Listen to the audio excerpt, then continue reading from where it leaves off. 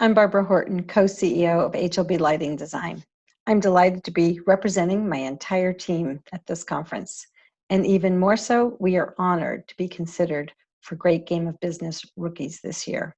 Wow, seems like we just got started. Let me share a little bit about our firm. I think the best way for me to describe what we do is we create memorable experiences through light. We're an independent, internationally recognized architectural lighting design consultancy. We collaborate with architects and interior designers, landscape architects, and owners on projects worldwide of every scale and location in 20 market sectors through our 7 offices located in New York, San Francisco, LA, Boston, Miami, Denver, and Austin, and 5 remote locations including Charlotte, Tampa, Little Rock, Houston, and San Antonio. Over the 50 years of building relationships with clients, we also attracted the best and brightest and have grown to 90 team members who are curious and passionate about light and the business of lighting design. Our teams work seamlessly and virtually across projects, clients, and time zones. We like to say our practice includes airports to zoos, where we use lighting to create environments and experiences that realize our clients' vision. HLB1 is the unifying mantra that has been driving the firm's growth and culture for many years. Our expansion was strategically planned as part of our ownership transition starting in 1999. It allowed us to be nimble enough to take advantage of opportunities and thrive, and at the same time be well prepared to weather the inevitable storms. To paraphrase an analogy from my adventures sailing open ocean with my husband, Stephen Lees, running a business involves many hours of smooth sailing, interrupted only by moments of sheer terror.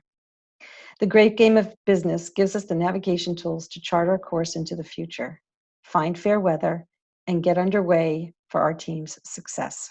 We are guided by these carefully considered values, but today I want to focus on legacy to share our story. I am actually an accidental tourist in the lighting profession. I came from interior design, and what began as a temporary job turned into a 40-year career. I'm sure there's a lot of people out there like that. Our founder, Jules Horton, inspired an entrepreneurial spirit over 50 years ago. He was fearless about design, but didn't pay a lot of attention to running the business. In the 70s, Stephen Lees, the L in HLB, joined Jules as a partner. I joined in the early 80s, acquiring a stake in the business by the 90s. By the mid-90s, we had reached an inflection point. As Jules neared retirement, we sought professional advice from a management consultant who guided us to start thinking about our design business with a capital B for business. Among the many new business strategies we implemented to be more effective and profitable, one of them was to establish a succession plan for our future. This was really the springboard for our firm's growth, and by 1999, Teal Brogden, the B in HLB, and several others joined the ownership team. We continued to coach and mentor everyone to think like an owner and have grown to 14 shareholders today. Why did we do this? Well, we wanted to continue Jules' legacy, give opportunity to others in the business, and pay it forward to have an exit strategy and financial rewards for all. Along the way, Stephen Lees inspired a strong culture of financial literacy that appealed to designers with easy-to-digest metrics, colorful graphics, and designer spreadsheets, we like to call them.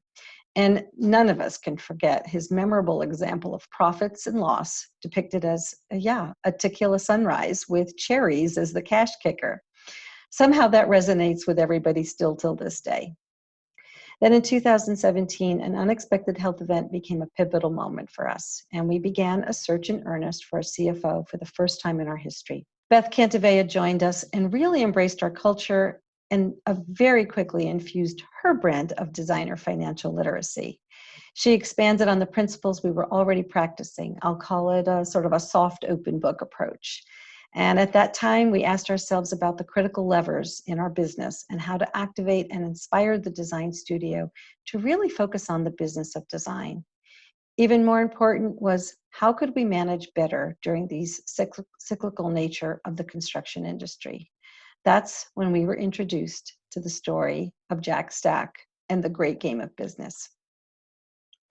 We read the books, we listened to the audio tapes, and then we reread the books again. this time highlighting things that really resonated with us to see how the great game might play out for our team. I have to admit, at first, a few of the ownership team members were skeptical, but we are hardwired with deep curiosity. We did ask ourselves, what did GGOB have to do with the design service business? It's about manufacturing. So we sent 3 principals to the gathering of games to do some reconnaissance, and they returned with glowing remarks about what they observed, experienced, and learned during the conference. And honestly, they convinced all of us to give it a shot. Frankly, the presentation by Liz Wilder was the clincher because we could all relate to her pain of the 2008 global financial crisis.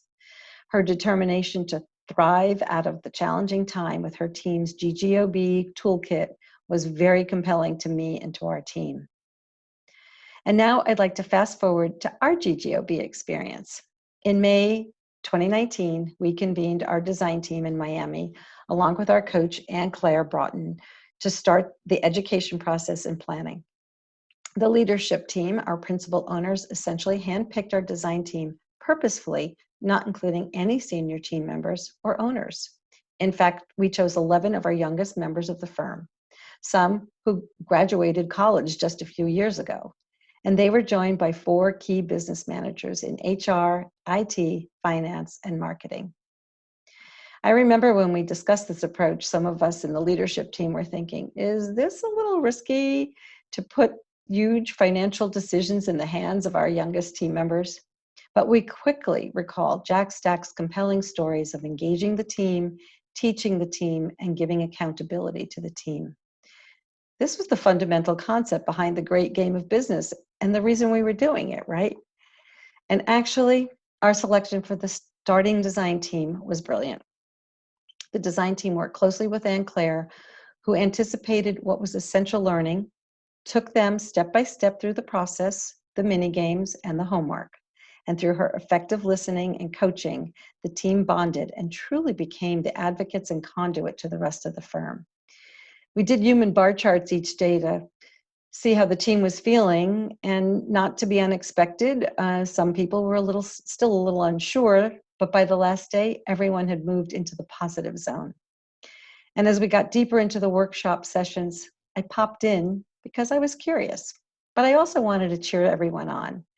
I spent time observing the team and the work Claire was guiding. And frankly, I was so awed by how quickly the team grasped business concepts and terminology that many of us took a long time to learn in the past. At one point, I privately asked Claire, so how are we doing? How do we compare with other clients at this stage of our engagement? And she said, you have a strong culture and foundation of business learning. She gave us a B+. I was so proud of the design team and all that we had done to foster that spirit over the years. And I knew in my heart that we could be an A+ team, not too competitive. I was super excited about the design team rolling this new learning out to the rest of the firm. And after lots of hard work and continued coaching for the whole firm, we had our first huddle by September 2019. Since we're spread out across the US, we did our huddles virtually. We had to find ways to inspire and cheer each other on video. It's awesome to see 90 faces on our screens every Wednesday, kind of looking like the Brady Bunch. Some huddled in their respective offices, and some boldly turned on their video camera and presented the scoreboard or delivered inspiring news and enthusiastic team shout-outs. And of course, every week our creative juices flowed with lots of surprises. We even embraced wearing mullet wigs at one point, and we bought Gotta Wanna caps and donned them. But my favorite were the costumes, the Where's Waldo funny costumes that you had to look through the Brady Bunch to find. And of course, the imaginative virtual backgrounds. Who knew that a few months after we started our virtual huddles, we'd all be working virtually and facing some of the most challenging times on so many levels. But remember, this very moment is precisely why we embrace the great game of business. And as rookies right now, we are full of enthusiasm. We are thrilled to make the culture of business as a cornerstone of our design excellence. This is what we envisioned so many years ago.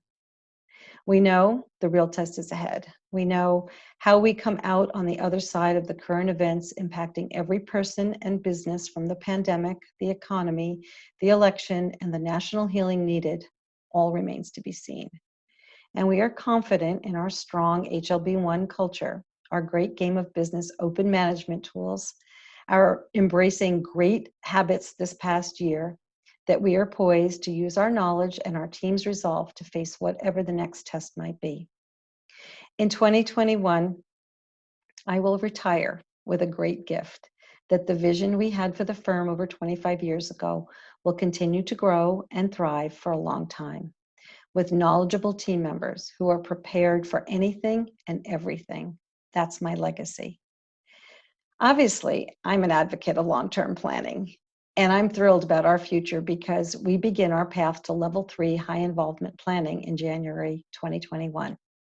Developing the 5 to 10-year strategic plan focused on new opportunities in innovative services, markets, and technology driven by data, not just emotions, combined with a system of accountability that is vital to the success of each individual and the firm, is what we've been looking forward to since we began our GGOB journey.